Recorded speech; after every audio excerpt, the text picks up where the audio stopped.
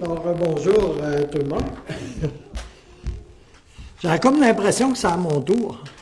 On a un gros problème ce matin, par exemple. Liana est venue me voir, puis elle a dit qu'il manquait 2 petits points sur le E de Noël. Fait que là, c'est sérieux, hein? On a vraiment un problème.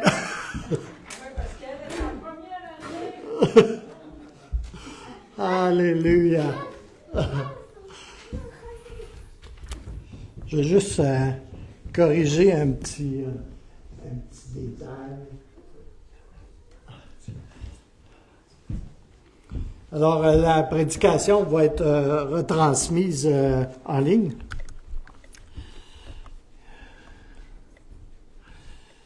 Oh, alléluia. Alors, merci Seigneur. Je vous dis bonjour. Il y a quelques nouvelles personnes qui se sont rajoutées. Ce matin, on a la programmation au tableau, mais ce matin, on était censé aussi faire venir Poema, l'épouse de M. Djico, pour l'entourer, lui donner de l'amour, des cadeaux, etc. Parce que madame prévoit de mettre au monde à l'entour du 24 au 25 décembre. Un petit garçon. Alors, mais ça se fera pas. Combien savent que quand t'es rendu là, il peut arriver des imprévus? Alléluia. Je connais pas la nature de l'imprévu, là, mais... Ah, c'est une fille? Ah, pourquoi je pensais que c'était un gars? Je pensais que c'était un gars. Franchement, là. C'est prévu une fille, c'est officiel. OK. Mais c'est tout bon. Un gars, une fille. Alors, merci Seigneur. Avant de passer à un court message de la parole de Dieu, je voudrais remercier tout le monde pour le soutien qu'ils apportent au Centre chrétien des Sept-Îles à travers les dîmes, les offrandes, parce qu'une église, ça a des factures, bien évidemment. Et je tiens à remercier également tous les gens impliqués dans la bonne marche de cette église, le comité pastoral, le comité administratif, les gens qui sont impliqués dans la louange, les supports techniques, et également toutes les personnes impliquées dans différents services que l'on ne voit pas toujours. Moi, on me voit à la fraise souvent, là, parce que je suis en avant, et puis les gens de la louange aussi. Mais il y a plein de gens, là, on les voit pas ici en avant. Mais ils sont impliqués à faire du ménage, à enseigner les enfants à l'éducation chrétienne, à aller à la garderie, et puis tout ça, ben, ça demande du ménage, puis de l'entretien et toutes ces choses-là. Alors,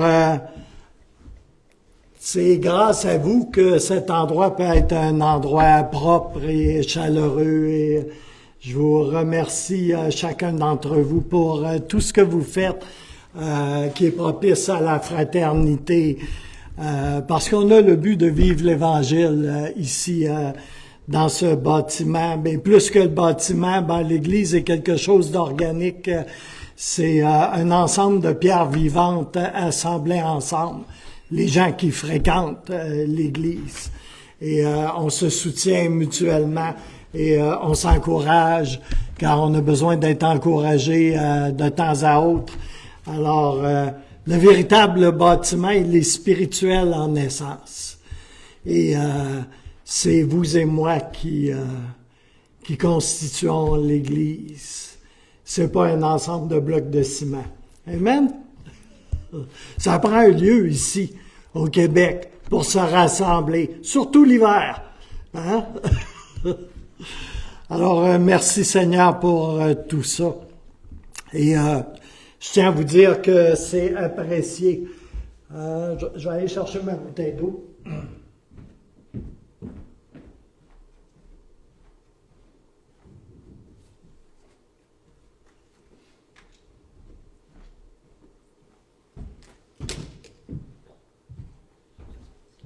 Ça fait du bien. En autant que Jésus ne la change pas en vin, hein. Ça va être bon.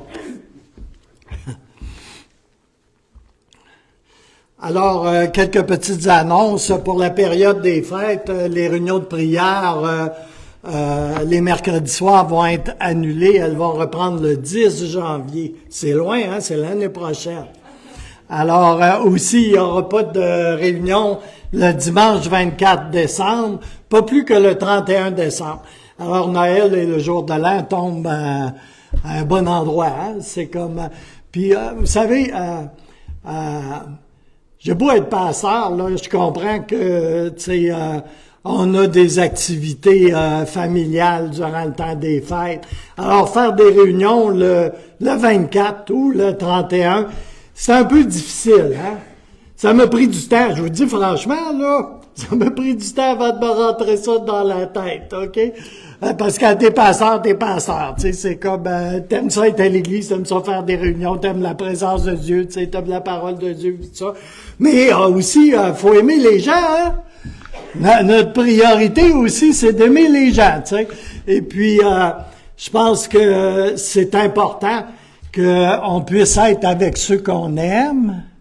Ceux qui me connaissent depuis longtemps, ils disent, ben, tu sais, c'est comme, le pasteur, il change. Non, franchement, moi j'ai la voix qui commence à m'érailler. Mais franchement, c'est important de pouvoir donner de l'amour aux gens qui nous entourent, à ceux qu'on aime. Et puis, c'est vraiment important, tu sais. Puis souvent, le temps des fêtes qu'on appelle, c'est une occasion où est-ce que les familles se rassemblent, se rencontrent. Et puis, c'est correct, n'est-ce pas? C'est même plus que correct. Amen.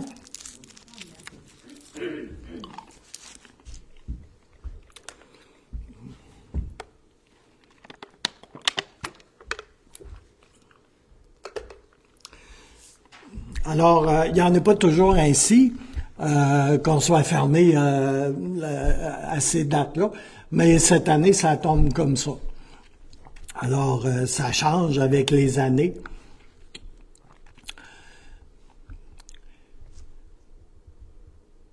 Alors, je pense réellement que ce congé peut être profitable. Il y a des gens ici dans cette église qui sont beaucoup impliqués, hein.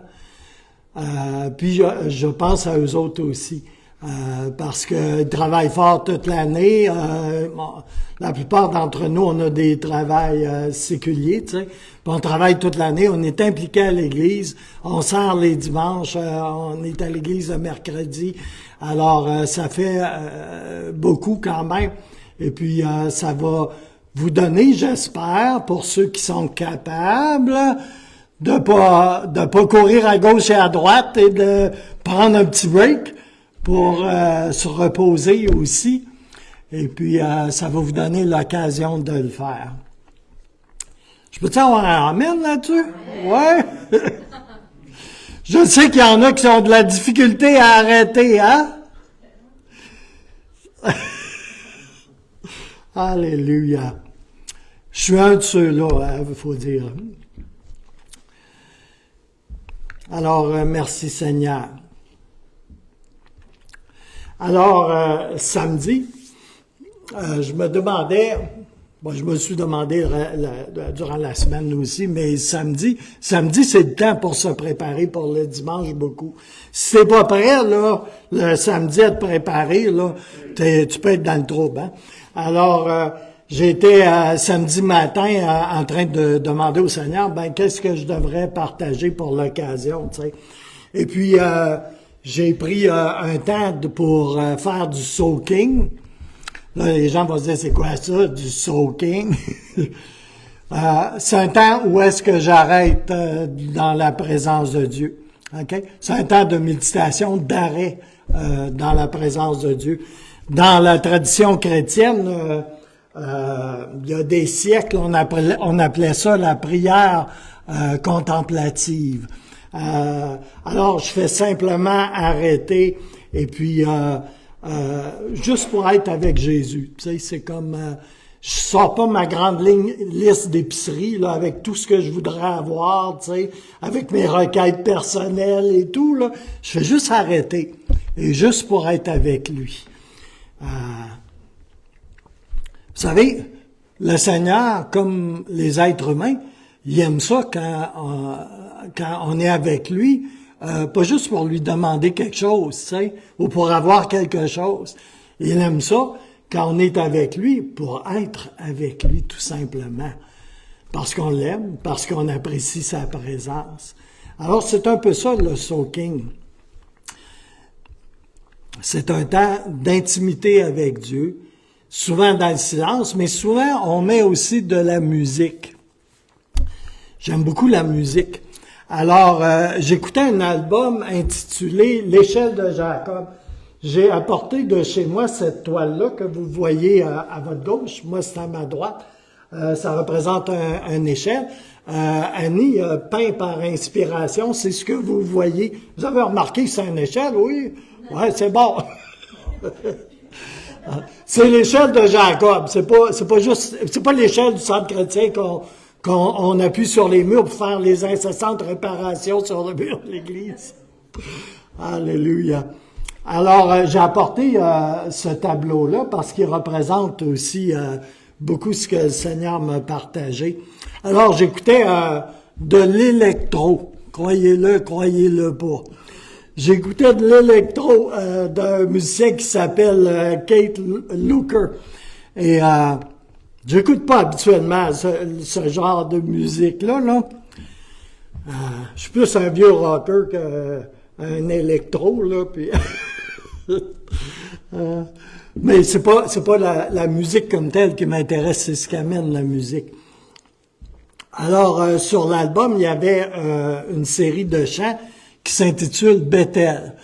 Bethel, en hébreu, c'est un mot qui veut dire maison de Dieu, là où Dieu est. OK? Et Bethel, c'est le lieu où Jacob, fils d'Isaac, petit-fils d'Abraham, a fait une rencontre avec Dieu. Et ça a marqué sa vie. OK? Avez-vous compris?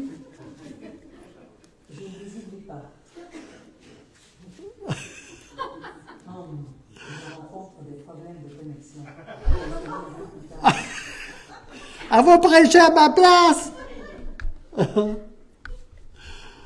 Bon, merci Seigneur. Il y a des interventions.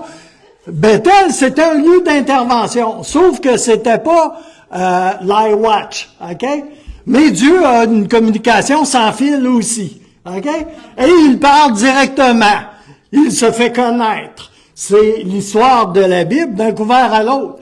Dieu qui tente de communiquer avec l'homme et avec la femme, OK? Fait que le Wi-Fi a été inventé il y a très longtemps, en fait. On l'appelle, nous, le Saint-Esprit. Amen?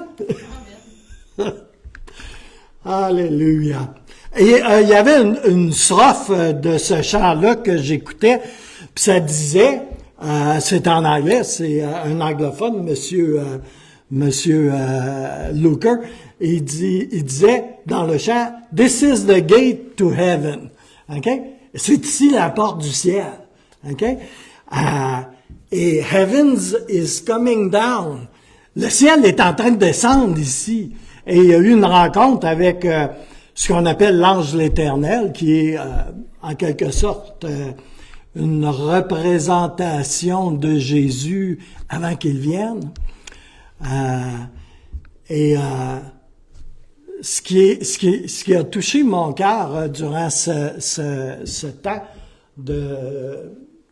que je prenais dans la présence de Dieu, c'est que le ciel vient sur la terre, effectivement. Et dans l'histoire de Jacob, c'est ce qui se produit.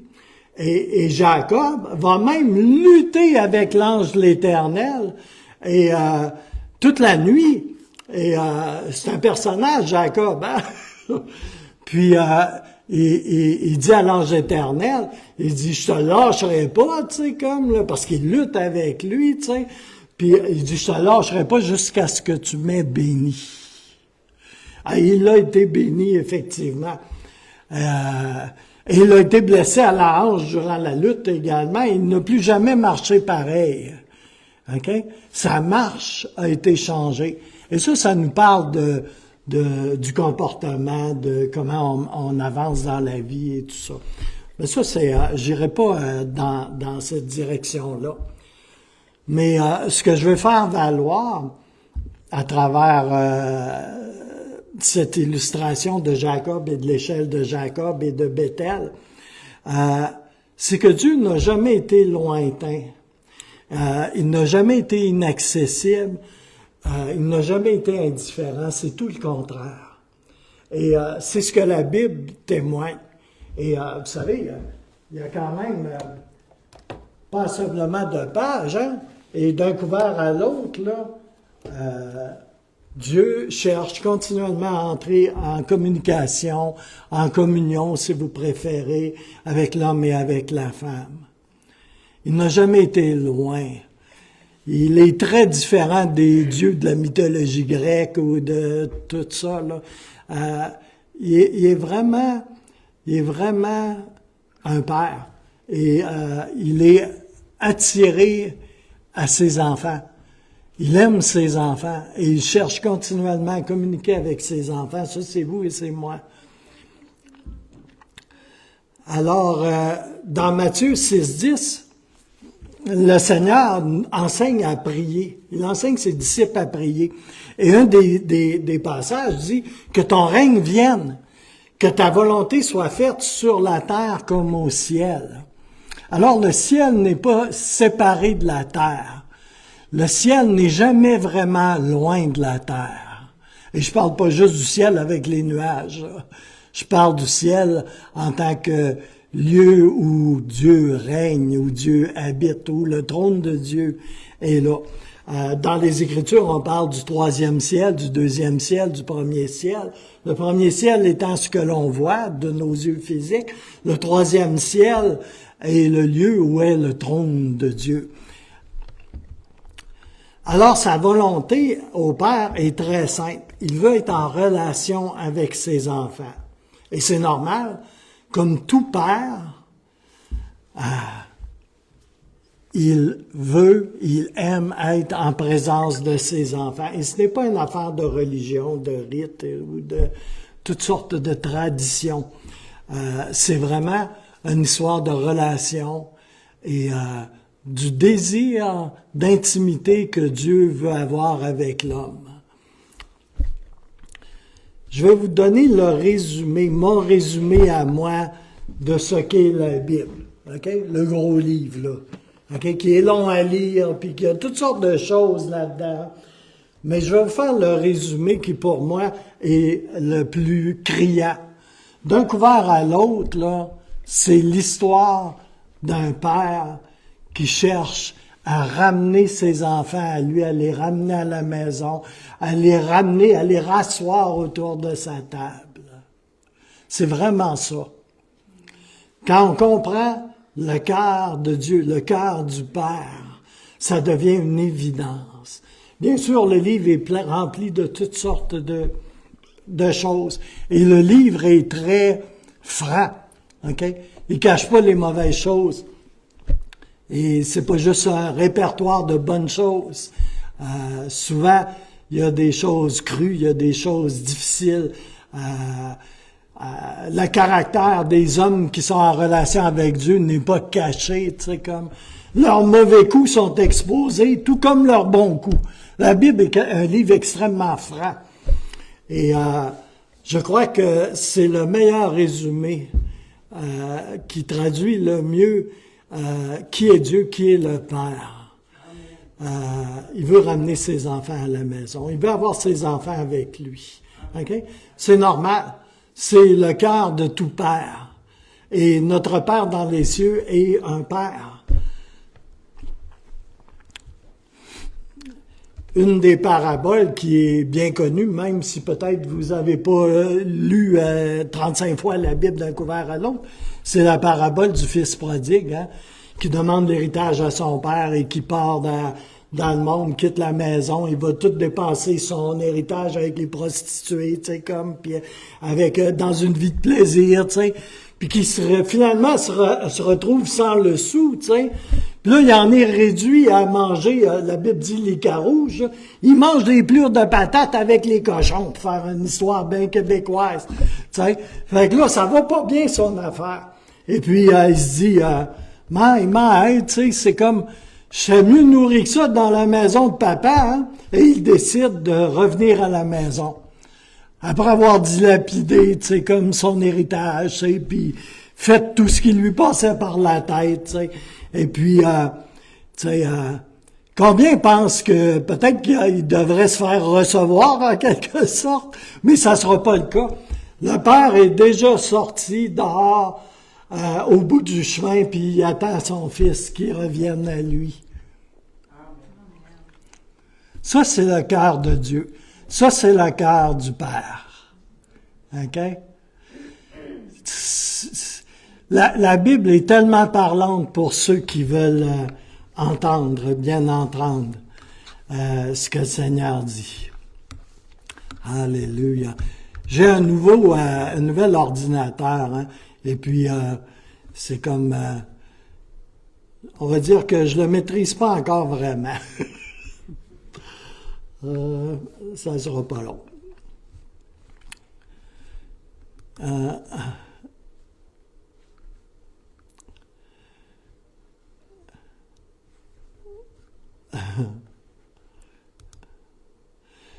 J'ai dû changer d'ordi parce que mon précédent MacBook me faisait des drôles d'affaires.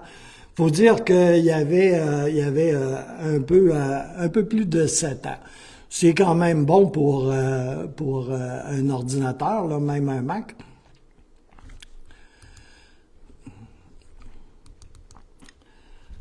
Alléluia. Ça s'en vient, ça s'en vient.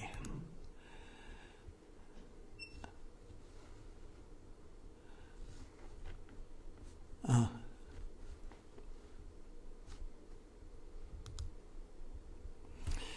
Et voilà.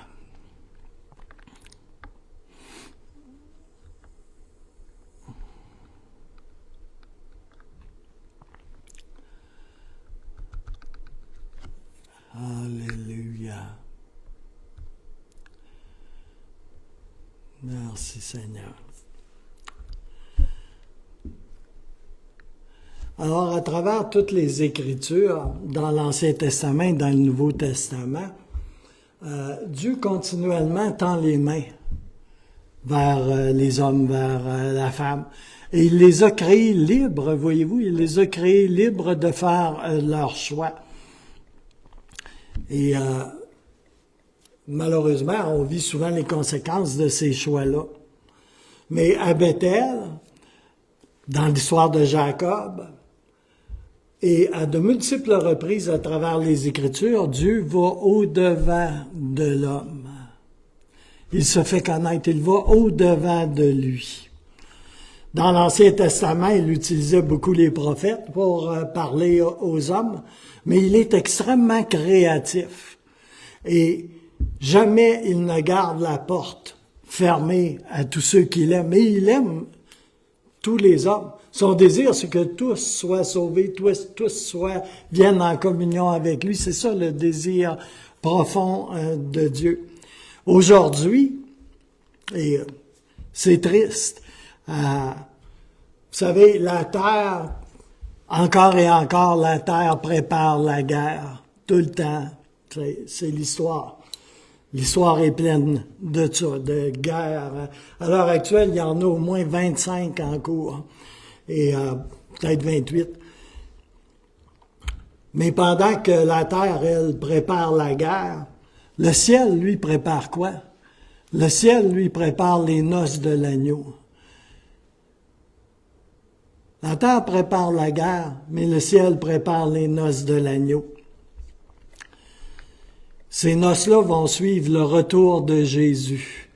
Tantôt, on a chanté Noël, on célèbre la venue de Jésus, l'incarnation de Jésus dans un petit enfant, t'sais. Puis, combien savent que Jésus va revenir, mais pas sous la forme d'un petit poupon, mais il va revenir en gloire. Et l'Église, toute l'Église attend ce temps merveilleux où est-ce que Jésus va revenir. Les Écritures nous disent que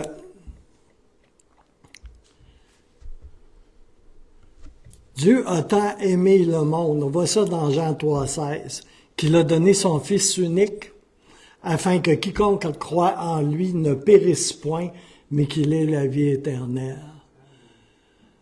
Il a envoyé Jésus. Alléluia. Et Jésus, qu'est-ce qu'il est venu faire? Il est venu nous montrer le Père. Vous savez, beaucoup d'entre nous, on a eu de l'histoire religieuse. C'est comme moi, je suis né avant la Révolution tranquille.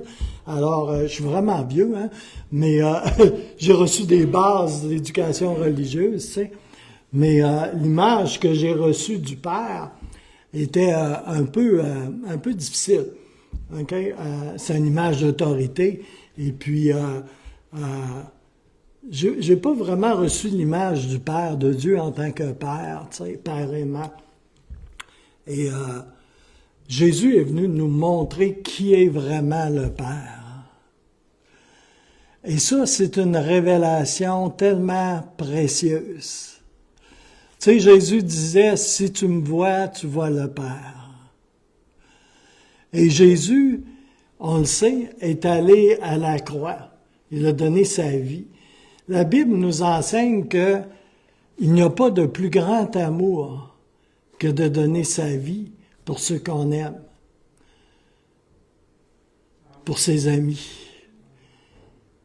Il l'a fait littéralement. Alors, quand je pensais à ça, parce que c'est Noël, tu sais, puis qu'on se remémore la naissance de Jésus, ben moi, quand je me remémore la naissance de Jésus, je me remémore aussi pourquoi il est venu, tu sais. Et ça, ben, c'est la croix aussi. Et quand je pensais à ça, tu sais, je dis, tu sais, c'est comme... je connais bien les Écritures, ça fait seulement 30 quelques années que je les étudie, et je me dis, à tellement de reprises, tu as tenté de communiquer avec tes enfants, de parler à tes enfants. Et puis à un moment donné, là, c'est comme, il a fallu qu'il envoie son fils pour venir lui parler, nous parler de lui. Et ça, c'est Jésus. Et encore une fois, là, c'est comme si le ciel venait au-devant de nous. Le Père n'a pas trouvé mieux, finalement, que d'envoyer son propre Fils pour nous parler de lui. Et par la même occasion, pour aller à la croix, pour nous réconcilier avec lui, avec le Père. Puis, quelle folie est-ce que c'est cela d'aller à la croix pour y mourir? C'est tellement extravagant. C'est tellement disproportionné. C'est aussi extravagant et c'est aussi disproportionné que l'amour que le Père éprouve pour chacun d'entre nous. Et vous savez, le Père, le Fils, le Saint-Esprit, c'est la Trinité, c'est un. Quand le Père a envoyé le Fils n'était pas forcé de faire ça, là. Il y est allé volontairement. Il a donné sa vie volontairement. Mais c'est exactement comme si le Père y aurait été lui-même. Ils sont un.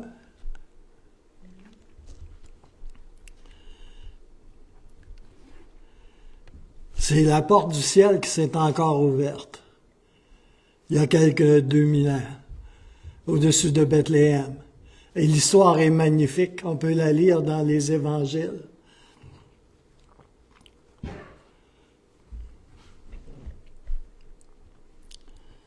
Et non seulement elle a été ouverte encore une fois, il y a 2000 ans, cette porte, pour une réconciliation avec Dieu, mais elle est demeurée ouverte Les Écritures nous enseignent que le voile est déchiré. L'accès au ciel est continuellement ouvert. La porte est continuellement ouverte. Elle est ouverte ici et maintenant. Elle est ouverte aujourd'hui. Elle était ouverte hier. Elle va continuer d'être ouverte demain aussi. Elle est ouverte devant chacun d'entre nous. Rien ne nous empêche, en passant par Jésus, de s'approcher du Père. Alléluia. Vous savez, la théologie, c'est la science de Dieu, de connaître Dieu, de qui est Dieu. Mais la théologie, c'est pas un ensemble de raisonnements, c'est pas une philosophie performante. La théologie parfaite, c'est une personne, c'est Jésus. Et on sait qu'il y a de nombreuses traditions chrétiennes. Mais ce qui est important, au-delà de toutes ces traditions, c'est une personne, et c'est Jésus. C'est lui qui est important à connaître, et mieux encore à reconnaître, qu'il est allé à la croix, qu'il est mort, qu'il a souffert, qu'il est descendu aux enfers et qu'il est ressuscité, et qu'il est assis aujourd'hui à la droite du Père. Il y a, bien-aimés, mes frères, mes sœurs, les gens qui sont ici pour la première fois, il y a un homme qui est assis sur le trône dans le ciel.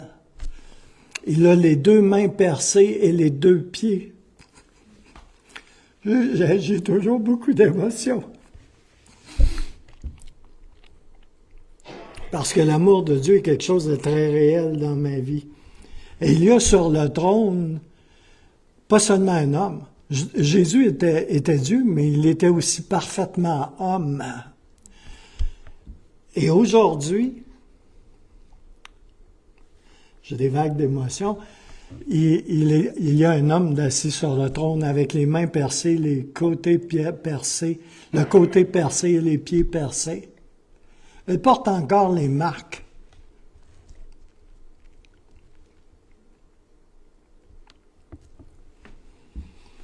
de ce qu'il a fait pour chacun d'entre nous, pour que nous ayons la vie éternelle, pour que nous soyons réconciliés avec Dieu.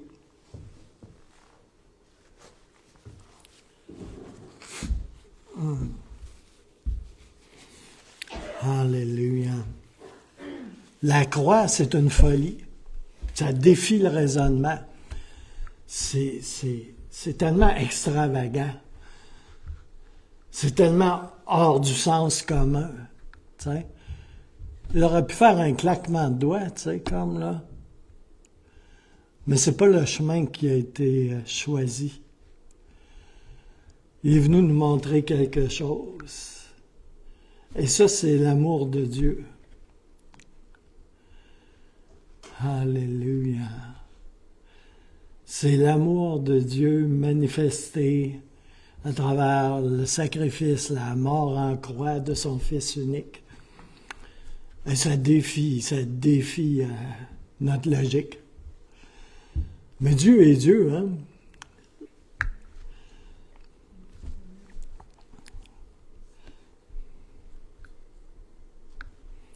Oh, alléluia. C'est la folie de la prédication de la croix qui confond les raisonnements. Alors, la théologie parfaite, c'est une personne. C'est de connaître une personne, de reconnaître une personne exactement pour qui elle est. Jésus, Fils de Dieu, incarné d'une vierge, venu sur la terre. Il a fait un ministère très court de 3 ans. Moi, ça fait 30 ans que j'en fais du ministère. Lui, il a fait un ministère très court de 3 ans qui a abouti à son rejet et à sa mort à la croix, à son sang versé. Il est mort, il a été enterré, il est descendu aux enfers et il est ressuscité d'entre les morts et il s'est montré à des milliers de personnes, à ses disciples, mais également à des milliers de personnes, après sa résurrection. Et après, il est monté au ciel, il a été glorifié par son Père, et il est assis à la droite de Dieu, les mains percées. Alléluia, ça c'est Jésus. Quelle histoire incroyable. Alléluia, validé par des millions de personnes à travers les siècles qui l'ont rencontré. Moi, quand même, tu viens me voir, puis tu me dis, ben ça se peut pas, puis tu sais, c'est pas vrai. Ben, j'ai une relation avec lui. Et je peux vous dire, il est parfaitement vivant et se porte très bien. Alléluia. On est sauvé par la foi en Jésus-Christ, en mettant notre confiance en lui, en ce qu'il a fait pour nous, en mettant notre confiance dans l'amour du Père. Autrefois, on nous menaçait de l'enfer et de jugement et de toutes sortes de choses pour essayer de nous gagner par la peur. Alléluia. Savez-vous ce que l'humanité a besoin? Elle a besoin d'une image du Père, une image de Dieu qui n'est pas distorsionnée par les gens qui l'ont faussement représentée.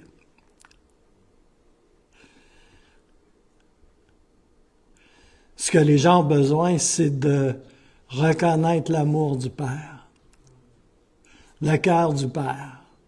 C'est ce qu'ils ont besoin. Ils n'ont pas besoin de jugement, puis d'être frappés, puis toutes ces choses-là. La vie est suffisamment difficile. On mange suffisamment de coups. Il y a des bonnes saisons, là, mais on est malade, on a des épreuves, on vit toutes sortes de choses. On n'a pas besoin d'en ajouter. On a besoin de connaître un Père qui nous comprend, mais qui nous dit la vérité aussi. Et cette vérité, c'est qu'on a besoin de Jésus pour découvrir qui est le Père. Alléluia. Alléluia. Merci Seigneur. Je vais essayer de m'en tenir à ma parole, que je ne parlerai pas trop longtemps.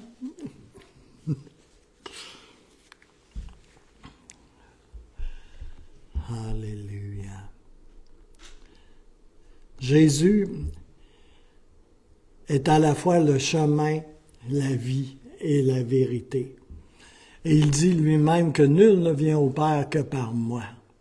Il n'y a qu'un seul chemin. Ce chemin est une personne, Jésus. On voit ça dans Jean 14, 6. Je vous ai traduit un passage. Si tu veux mettre la diapo suivante, Gabriel. Je vous ai traduit un passage de la Bible amplifiée, AMP, qui est une version anglaise de la Bible que j'aime beaucoup. J'ai découvert ça il n'y a pas longtemps. On a beau être chrétien depuis longtemps, puis être pasteur. On fait encore des découvertes, tu sais. Puis j'ai découvert cette version de la Bible il n'y a pas très longtemps, 6-8 mois peut-être. Et c'est du vrai bonbon, là. C'est du vrai chocolat. Et les gens savent que j'aime le chocolat, hein? Parce que j'ai pas le droit d'en manger, je l'aime encore plus. Mais c'est une vraie petite perle, cette version de la Bible. Sauf qu'elle est en anglais. Alors, je la traduis, je suis pas un traducteur professionnel, là. Et 1 Jean 5, versets 11 à 13, nous dit, et le témoignage est le suivant. Dieu nous a donné la vie éternelle. Nous la possédons déjà. Et cette vie est en son Fils, résultant en notre plénitude spirituelle et notre compagnie éternelle avec lui.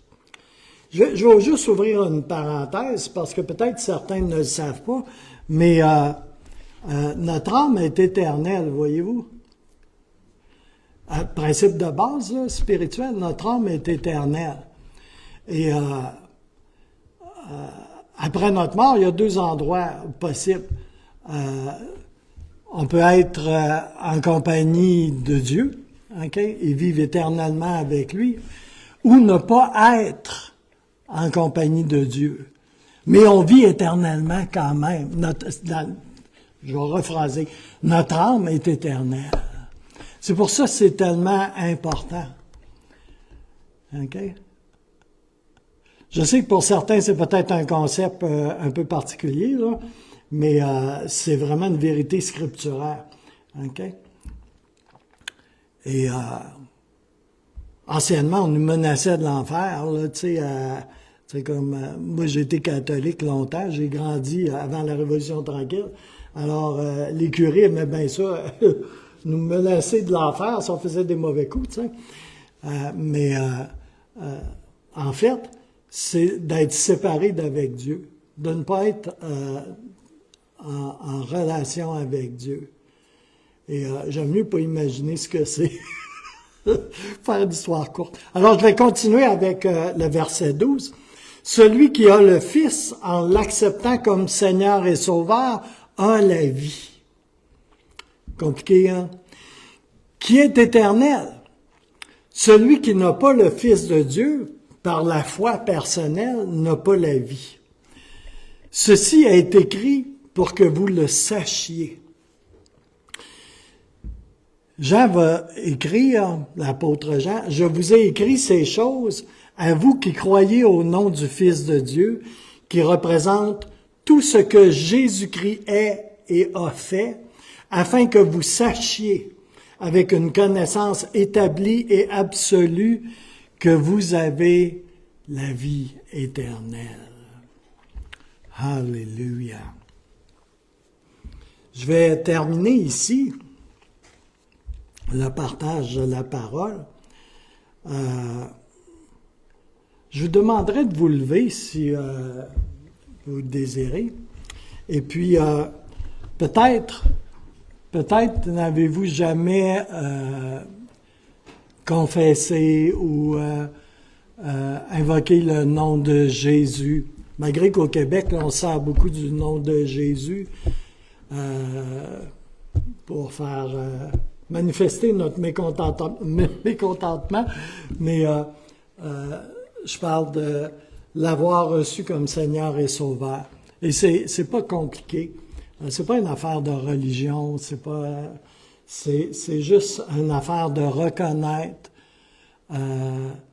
et de confesser dans nos cœurs que Jésus est le Fils de Dieu, qu'il est notre Seigneur et notre Sauveur, et de l'inviter à se manifester, à se faire connaître, pour qu'on puisse être en relation avec le Père. Alors, je ne ferai pas un appel au salut peut-être très traditionnel, mais si vous voulez fermer les yeux et juste vous mettre en accord avec moi, je ferai simplement une petite prière. Et je vous avertis d'avance, par exemple, prier, c'est dangereux. Parce qu'il y a quelqu'un qui écoute. Parce que le Père entend. Et celui qui est assis à la droite du Père aussi. Alléluia. Mais c'est une prière positivement dangereuse. Dans le sens que on va simplement demander au Seigneur de se manifester dans notre vie. Montre-moi, Seigneur, comment tu m'aimes. Ça, c'est la prière la plus dangereuse qu'il y a à faire. Montre-moi, Seigneur, comment tu m'aimes. Même si tu es chrétien depuis longtemps, là, tu peux prier ça et c'est très dangereux. Tu peux te retrouver avec le Père qui te fait un hug, là, tu sais, comme t'en as jamais eu toute ta vie. Et tu vas être rempli d'amour, de présence de Dieu, de paix et de joie. C'est ce qui se produit dans le salut. Moi, j'ai accepté le Seigneur, j'ai invité le Seigneur, puis je ne referai jamais la prière que j'ai faite, parce que je vais vous dire, là, les cheveux vous viendraient droit de sa tête. J'étais très, très, comment je dirais ça, intoxiqué quand je l'ai faite. Et c'est pas une prière classique, OK? Je lui ai parlé dans la face, comme on dit, tu sais, comme... Puis j'ai eu la surprise de ma vie, c'est que ça a l'air qu'il a entendu et qu'il a répondu. Et puis j'ai jamais été le même après, un peu comme Jacob. Okay? Chaque personne a un témoignage différent de comment Jésus s'est fait connaître. Okay? Parce que c'est ça qu'il veut se faire connaître. Et on l'invite simplement à se faire connaître. C'est pas une affaire de religion, là. Tu sais? C'est pas une affaire de baptiste que tu fréquentes, mais pas en tout. Okay? Ici, on enseigne la parole de Dieu, c'est vrai, là, mais c'est pas une affaire de religion.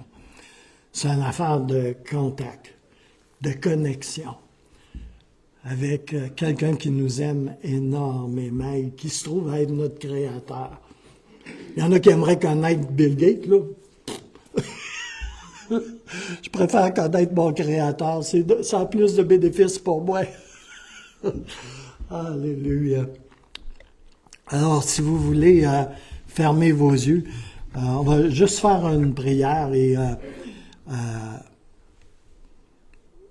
vous pouvez vous mettre en accord avec cette prière-là et inviter le Seigneur en vos mots ou simplement dire Amen à la fin de la courte prière que je vais faire. Alléluia. Il n'y a personne qui vous regarde, c'est une affaire entre vous et Dieu. Alléluia. Merci Seigneur. Je te remercie pour ta présence ici, ce matin. Je te remercie pour chaque personne qui est ici ce matin, Seigneur. Je te remercie pour les précieux enfants qui sont avec nous. Je sais que tu aimes les enfants, Seigneur, et dans ta parole, tu dis, laissez les enfants venir à moi. Ici, les enfants sont libres. Alléluia. Parce que tu aimes aller voir jouer. Alléluia. Tu aimes aller voir juste là. Et on te remercie, Seigneur. Et ce matin, Seigneur, je veux m'unir à toute personne qui désire te connaître ce matin et faire une expérience privée, personnelle avec toi.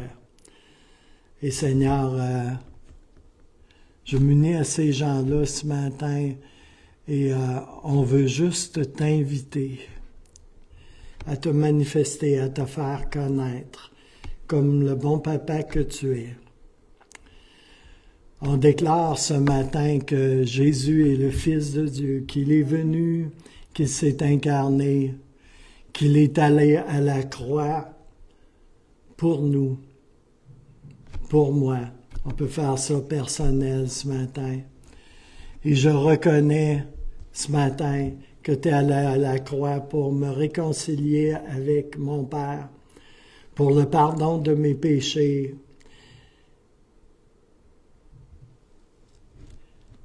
que tu es mon Seigneur et mon Sauveur. Je te reconnais pour qui tu es, comme étant celui qui est assis à la droite du Père, les mains percées, les pieds percés, le côté percé.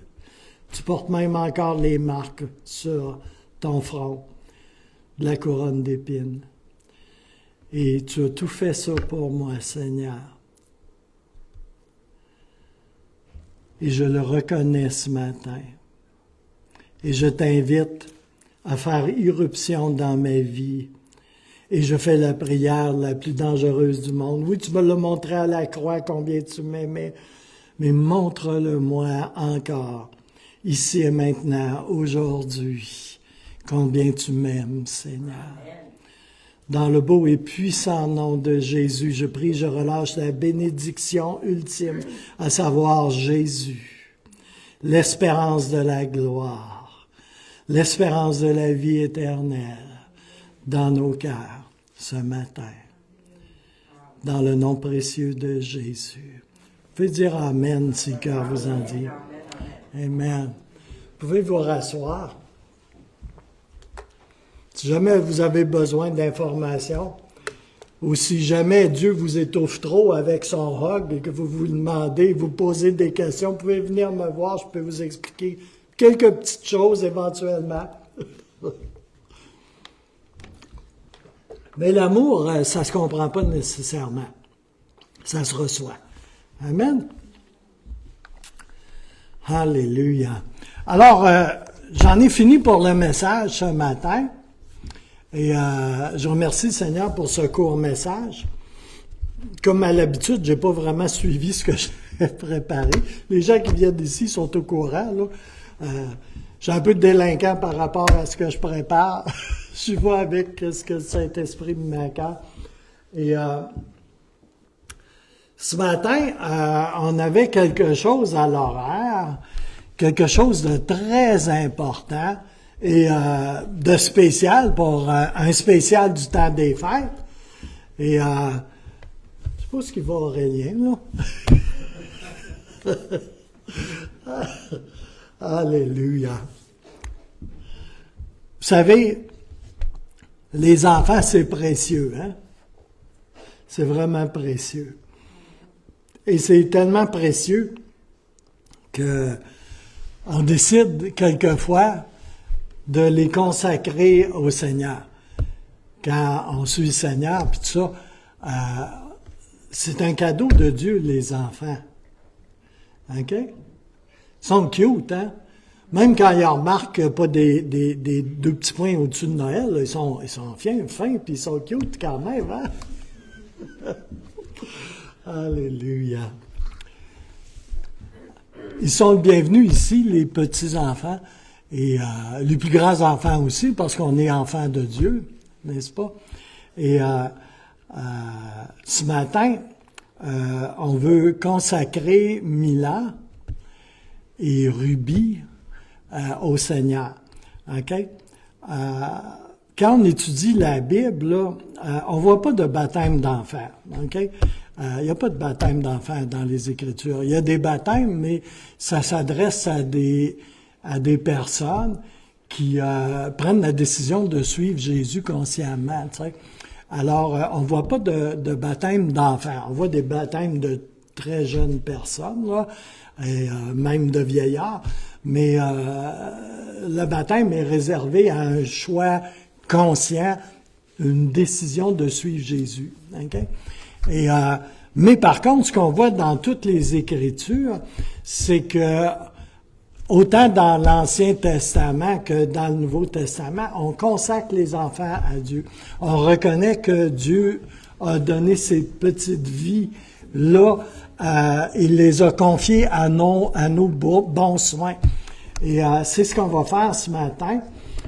On va s'unir autour de la famille Desplanques, autour de Jessica, d'Aurélien, et des personnes significatives pour la vie de ces enfants-là, c'est-à-dire les grands-parents, les personnes très proches, et on va élever ces enfants-là devant le trône de sa grâce. Et on va dire, merci Seigneur pour nous avoir confié ces belles petites créatures qui font la joie de nos cœurs, n'est-ce pas? Et on va juste remercier le Seigneur, prier pour la protection sur leur vie et pour que ils soient bénis, eux les enfants, mais aussi, ils sont pas mal. Quand je regarde la face à David et à Martin, je pense qu'ils sont bénis, hein? C'est ça. C'est ce que ça fait. Et mais on veut juste reconnaître ça, que Dieu est bon. Dieu est tellement bon. Et pour le Seigneur, ces petits-enfants-là sont immensément précieux. Ils sont précieux pour notre assemblée aussi, parce qu'on veut les entourer de prières, pas juste aujourd'hui. En quelque part, l'assemblée prie pour les petits-enfants. Alléluia. Et on va juste procéder avec ça. Et c'est un privilège pour moi. Moi, là, j'aime ça faire des mariages, j'aime ça faire des consécrations, OK? J'aime beaucoup moins les enterrements, mais c'est comme... que voulez-vous? Et j'ai perdu mon père il n'y a pas très longtemps, alors je suis encore dans le deuil, mais ça ne m'empêchera pas de célébrer la vie. Alléluia. Merci Seigneur. Maison. Alors, je vais couper la transmission Internet Et je vous souhaite d'être bénis aux gens qui écouteront ce message ce matin. Et on se revoit.